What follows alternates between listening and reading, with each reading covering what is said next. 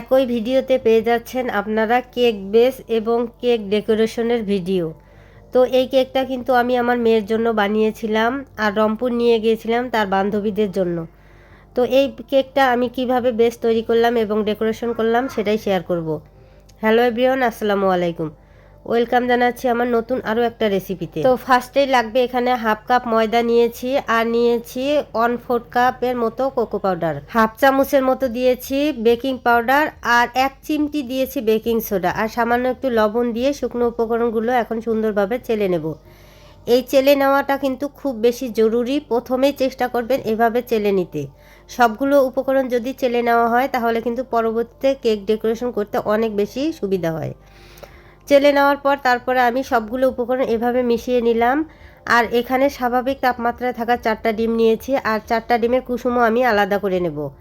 আর দেখেন কি দিয়ে আলাদা করছি, এখানে কিন্তু মেজারমেন্ট কাপ দিয়ে আমি আলাদা করছি। আর এভাবে আলাদা করলে কিন্তু ডিমের কুসুম একটুকু ভেঙে যায় না। তো আমি ডিমের কুসুমগুলো আলাদা করে নিলাম। এখন এই সাদা অংশটাকে সুন্দরভাবে বিট করে নেব।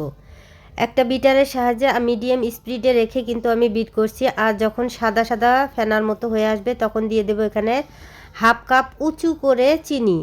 আর এই চিনিটা যতক্ষণ না প্রপার গলে যায় ততক্ষণ বিট করতে হবে, তারপরে অন্যান্য উপকরণ মেশাতে হবে। তো আমার কিন্তু চিনিটা একদম প্রপারভাবে গলে গেছে। আর দেখেন কত সুন্দরভাবে একটা দাগ কেটে নিচ্ছি, সেটা কিন্তু মিশে যায়নি। আর এখানে দিয়ে দিলাম হাফ চামচের মতো ভ্যানিলা এসেন্স আর হাফ চামচের মতো হচ্ছে চকলেট ইমালশন। আর ডিমের কুসুম কয়েকটা দিয়ে আমি এখানে বিট করে নিলাম।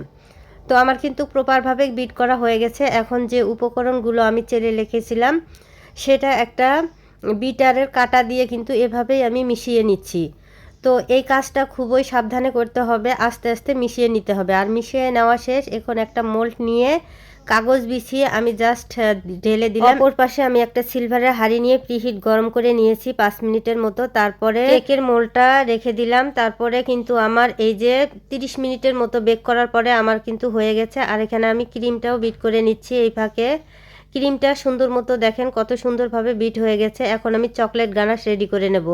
তো এখানে হাফ কাপের কম নিয়েছি চকলেট আর এখানে হাফ কাপের কম নিয়েছি হুইপ ক্রিম। তারপরে একটা বাটিতে পানি নিয়ে, গরম পানি নিয়ে তারপরে এই যে মেল্ট করে নেব। আর মেল্টটা কিন্তু অনেক সুন্দর হয়েছে, দেখেন কত সুন্দর এসেছে।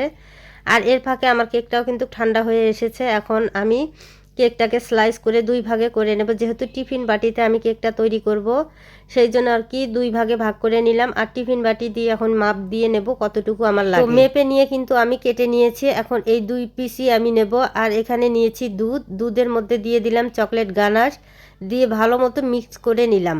আর এটাই হচ্ছে আমার সুগার সিরাপ। আর এভাবে প্রথম লেয়ারের উপরে দিয়ে তারপরে ক্রিম দিয়ে এখন ঢেকে দেব।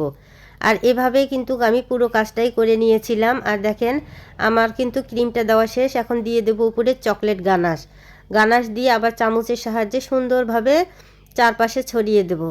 তারপরের লেয়ারটা দিয়ে আমি সেম প্রসেসে কিন্তু আবার সুগার সিরাপ এবং ক্রিম দিয়ে সুন্দর করে ডেকোরেশন করে নেব। এই পর্যায়ে ভালো করে ক্রিম দিয়ে চারপাশটা আমি ছড়িয়ে দিলাম। তারপরে এখানে দিয়ে দেব বেশি করে চকলেট গানাশ আর দিয়ে কিন্তু আমি ফ্রিজে রেখে দেব। আর ফ্রিজে কিন্তু আমি রেখেছিলাম। আর ফ্রিজ থেকে বের করার পরে সামান্য কিছু একটু ডিজাইন দিয়ে দেব 1M নজেল দিয়ে। এভাবে কয়েকটা ফুল বানিয়ে নিলাম দেখার সৌন্দর্যের জন্য। আমার মেয়ে তো খুব খুশি হয়েছিল এই কেকটা হাতে পেয়ে। আর রংপুরে গিয়েছিলাম, তার বান্ধবী ম্যাডাম সবাই খেয়েছিল, সবাই খেয়ে তো অনেক বেশি প্রশংসা। তো আমার রংপুরের বান্ধবী একটা আছে পুষ্পবিলাস আয়শা আপু, তার সাথে আমি অবশ্যই দেখা করব যদি আমার ভিডিওটা দেখে। তো আমার এই কেক ডেকোরেশন ভিডিওটা আপনাদের কাছে কেমন লাগলো অবশ্যই কিন্তু কমেন্টে জানাবেন। আজ আর নয়, এখানেই বিদায় নিলাম।